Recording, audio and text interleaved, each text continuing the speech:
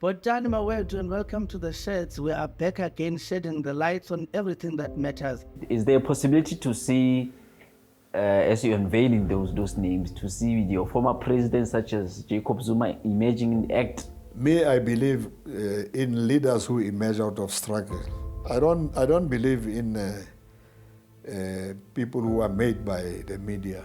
The ANC is still trying to grapple with power. It is still trying, to cling on to power.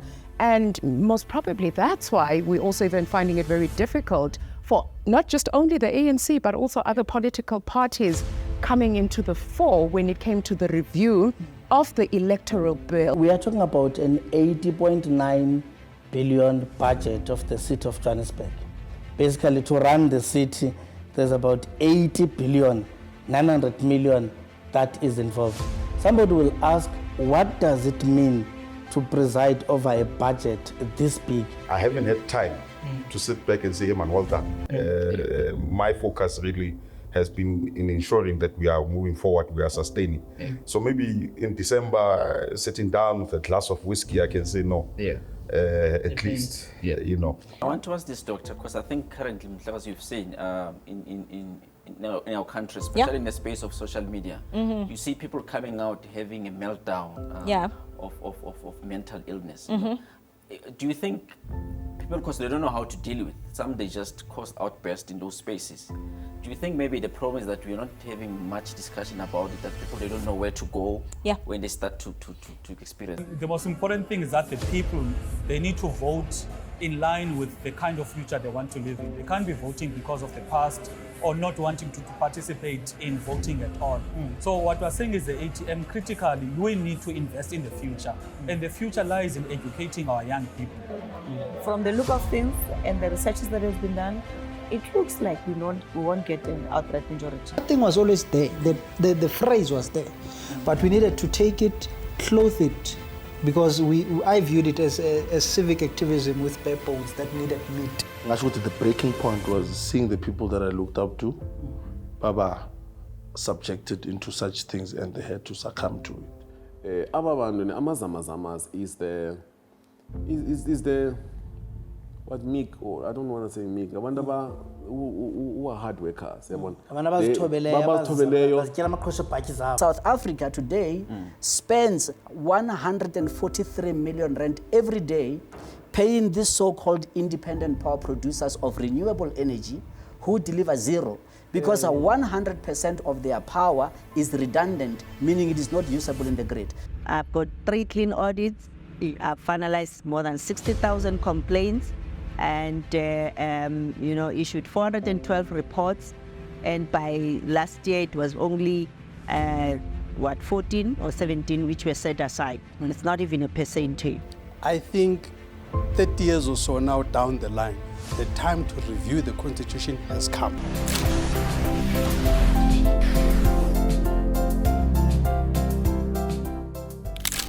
Bongani, and welcome to the Sheds. Today we're shedding light on gender equality, and joining us is Bongani Ngomane.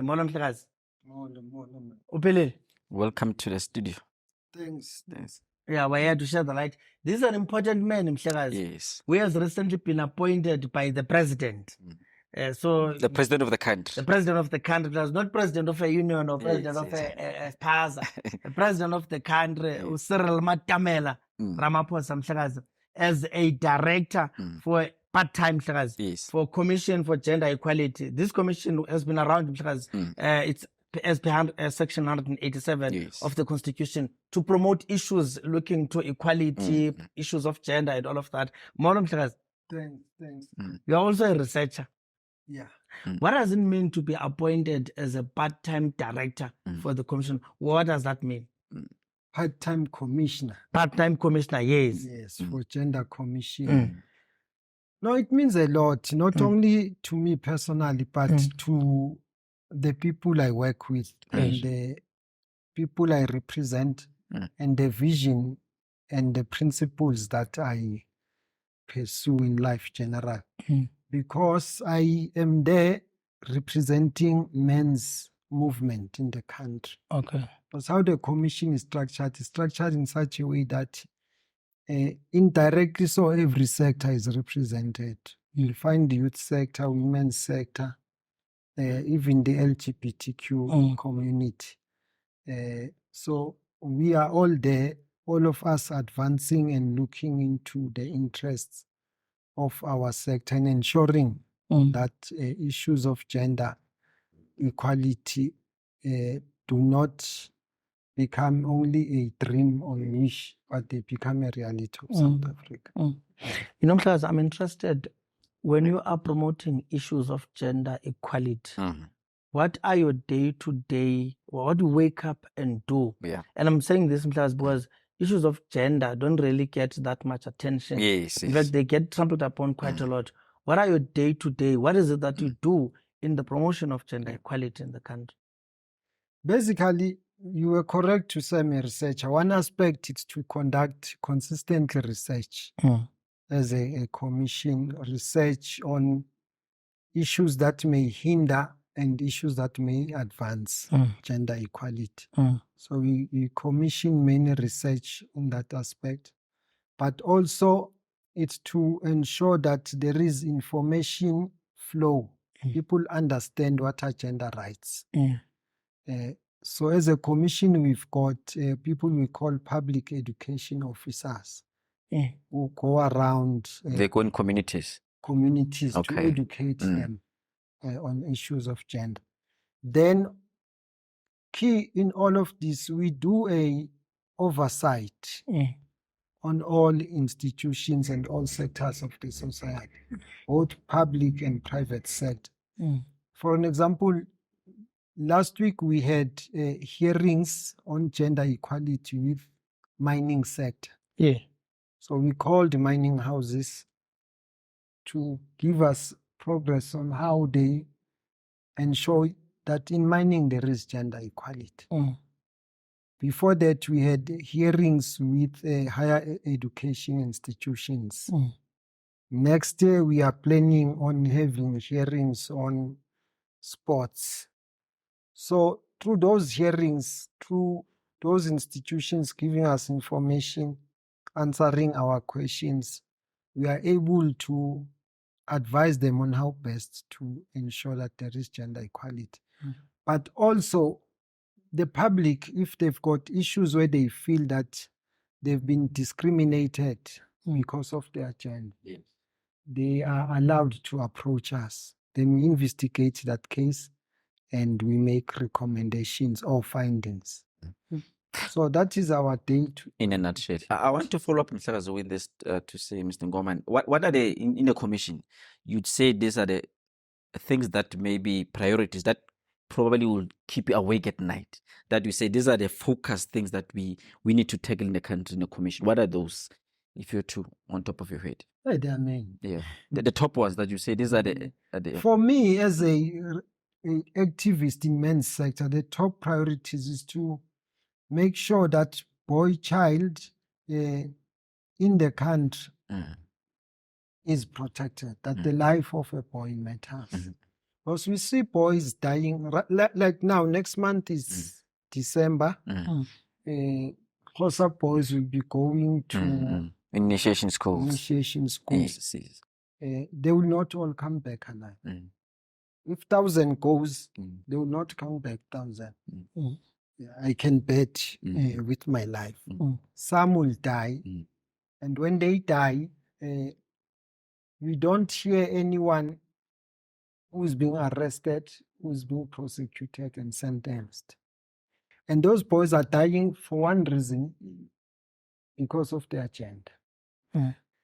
If they were not boys, they will not go to a Bongani, they will not go to that initiation school. Probably will not die. So they are dying because of their gender. Other people are saying, no, this is not a gender issue, it's a cultural issue. Yes. Culture gets to those boys because they are boys. If they were girls, they will not be affected. So that is what makes me not to sleep. It's to try and make the society understand that life of those boys matters, and we need to prevent it, to prevent those boys losing their lives. But also those that violate them, they need to be punished accordingly. There is no, the public outrage we see and experience when one woman is killed in a country or is violated, it's not equal to that when 10 or 20 boys die during this. Yes, there is no public outrage. People go on with their festive and they go on with the new year.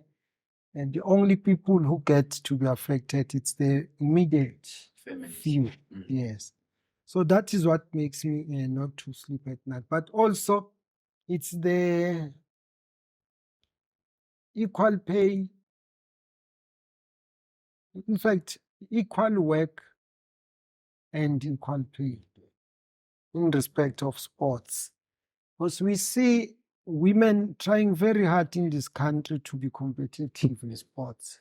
We have seen that with Banyana, and they're not paid equally as their main counterparts. And they advance many business model ideas why that is the case. They're saying they're not attracting sponsors, they are not attracting. When they are winning all the games, important so, games. So you ask yourselves, how do you measure results in South Africa? Do you measure results by winning, or you measure results by how many people come to watch you? So if I can, when I leave that commission, if that will be addressed, then I will say I indeed have represented well South Africa. We'll come to social development. He's also Chief Director of Social Development. Dealing with the issue of social, social development at large in the country. But I want to say, when going to do, how far do you go in advancing issues of gender equality? I want to particularly zoom into space of traditional leadership, because you made an example about initiation, things like that. How well received are you? Is it something that is not frowned upon? Because we're seeing intombazana abalingani, ayikho abalinganisayo, indoda funeka ikhule yakhe umzi wayo and indoda ikhale. So how far do you go? I would say the country is transformed. Most traditional leaders are very much progressive. You've got female traditional leaders. I was engaging with them in Northwest early this year. They are progressive. But also you've got male traditional leaders who understand the importance of gender equality. So it's much better. There are few who are still resisting, who are still enjoying the benefits of patriarchal system. But generally, there is a positive movement. We had a session as Gender Commission, and we agreed that together with other commissions, in December, we need to go and monitor these initiation schools to check the conditions where these young boys are. I want to believe we will be received well. If you approach people respectfully, it's very difficult for them to reject you.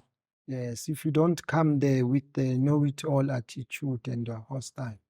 I'm not a traditionalist because I grew up in a township.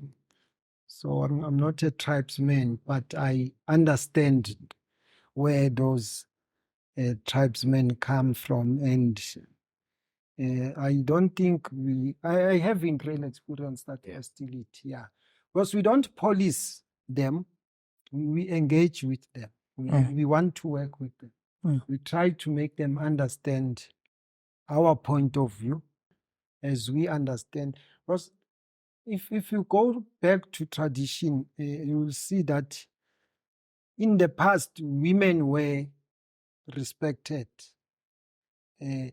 But when colonialism came in and oppression of black men came into the picture, that is where our culture, I would say, got confused. And people thought it is cultural to oppress a woman. It's not. Because if you go back, you will see that even in Zululand, other women were generals in the army, commanders in the army.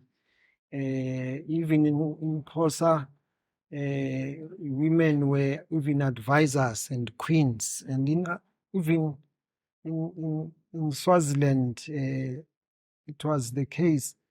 Things just got perverted when white men came into the picture. And just follow up, between men and women, who do you think is mostly responsible for perpetuating gender inequality?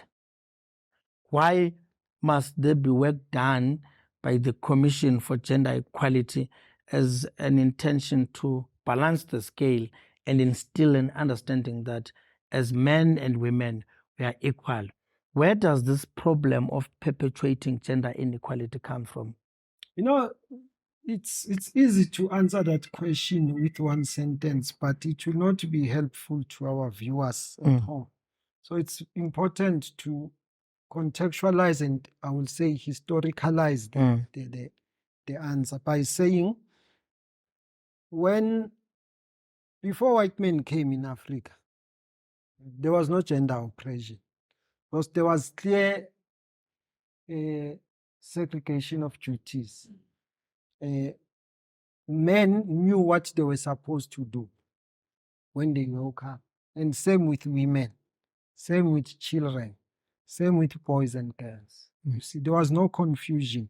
Every person had their role to play.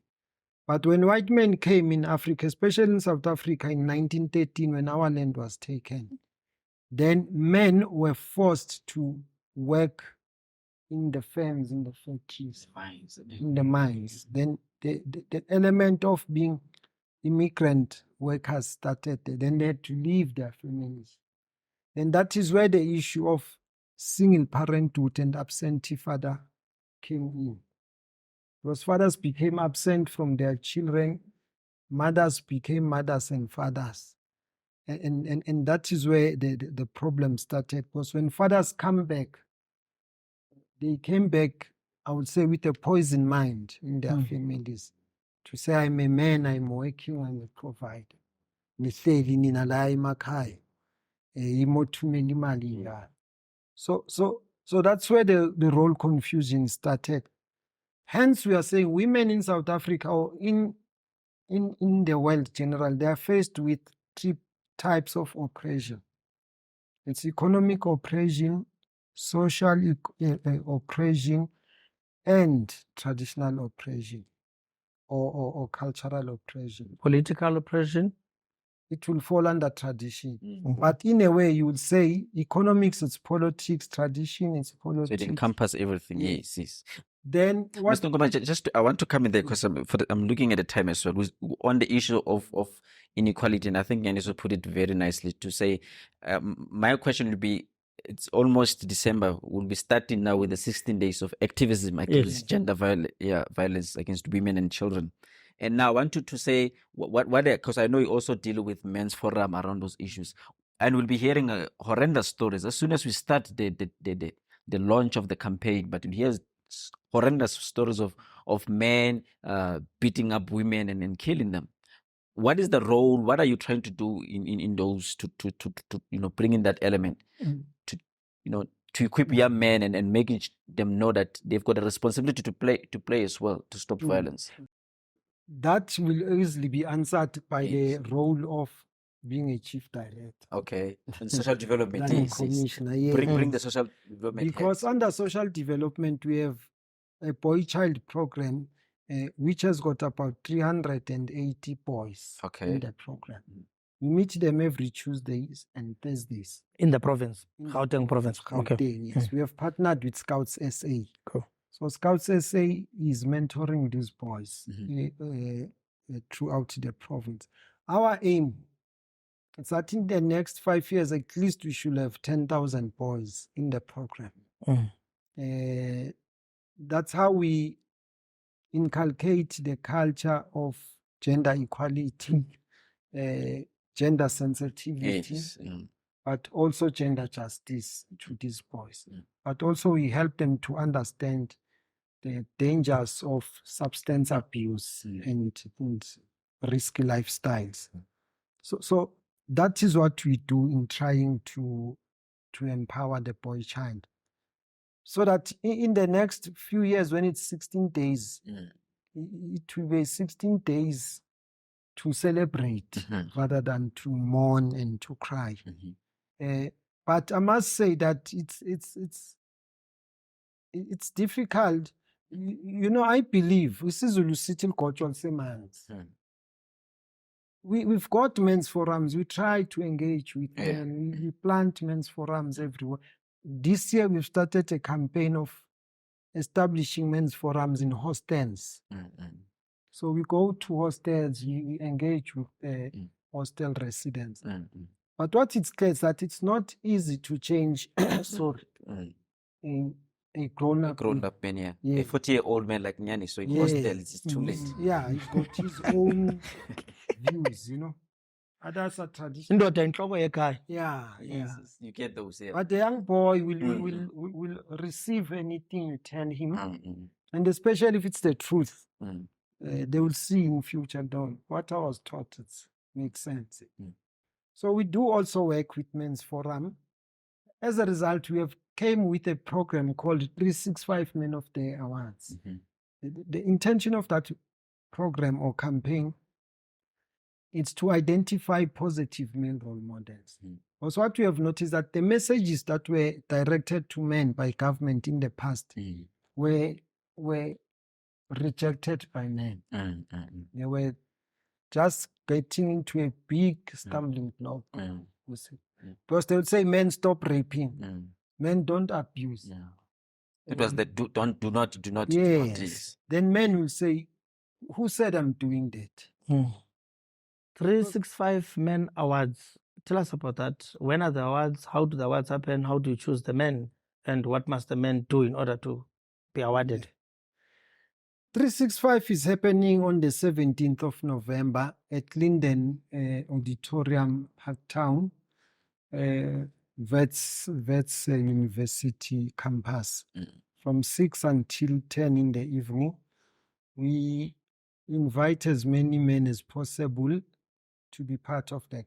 Basically, we are recognizing men who are fighting gender-based violence in their space, who are mentoring a boy child, who are community developers in their space. We are recognizing such men. We are looking forward, we are excited that this year we will be hosting our 8th edition of 365 Men of the Awards. Our legends that we'll be honoring this year is Dr. Wali Sirote, Archbishop Gladstone Potwane, and the legendary Bongani Ngomane. So those are few of the legends that will be gracing our occasion. What qualities do you look at to honor a man? Basically, as I've indicated, it should be someone. Maybe you start a men's forum in your community. Then that men's forum maybe patrol the streets. Yes. Or you are a teacher, you go an extra mile, you say, I will provide Saturday classes to my students or to any child in the community for free. Okay. Or you are a sports person, you say, I will train kids. Development. Yes. One last thing, how do I identify them? Like how does the award, the forum, get to know that there's Nyani Socheko who's... What we do, you send email to us. We advertise. We started in October till November. It was nomination period. Yes.